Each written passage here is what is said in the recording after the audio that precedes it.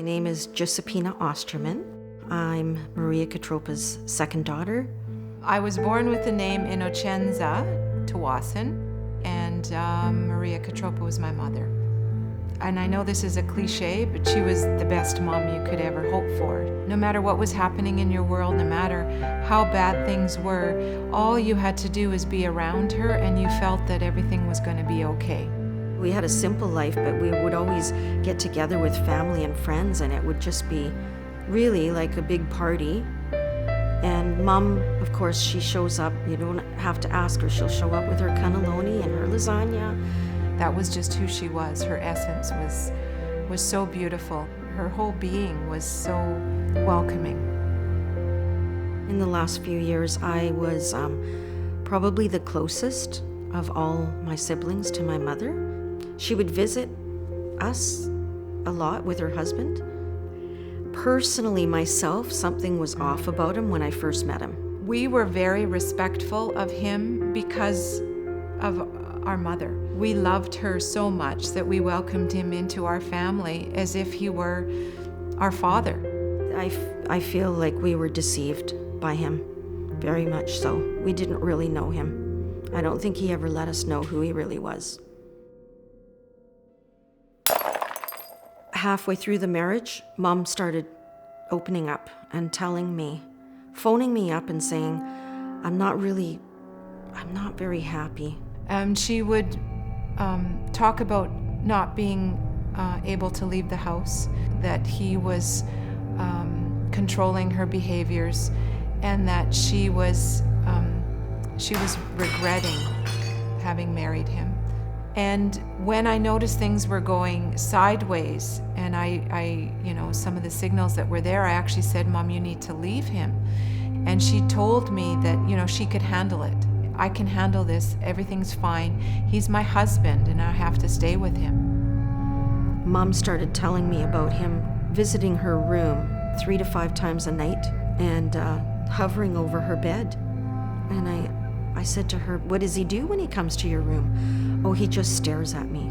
She actually tried to wedge a chair on her door because he would break down the door, he would pound on the door. The fact that she would phone me and be whispering, I remember saying, why are you whispering? Because I don't want him to hear me. He'll get agitated if he hears me.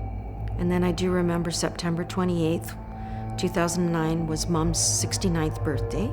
And my mom opened up a tea towel drawer and she said to us, look, I have to hide the knives here. And I said to her, why are you hiding knives, Mom?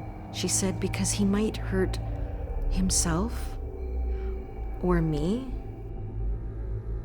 She was living in fear. She was trying to hide it from us, but she was living in fear. Just after 3 in the morning on the 24th of November, 2009, Sebastian calls 911 himself and says that he killed Maria. When the police officers arrived on scene and found Maria, the initial first responders, she was lying on the floor. If I remember correctly, she was face down at the time. During his warrant statement, he told us that they had been in a fight. He was still angry. He got up in the middle of the night and went into the bedroom and stabbed her to death. She was stabbed 126 times. I don't know how somebody who loves somebody can do that. She deserved so much better, and she deserved to die with us around her, those that loved her, and instead she died with a monster hanging over her. I still wake up and I think, my mom, my beautiful mom, she shouldn't have died like that.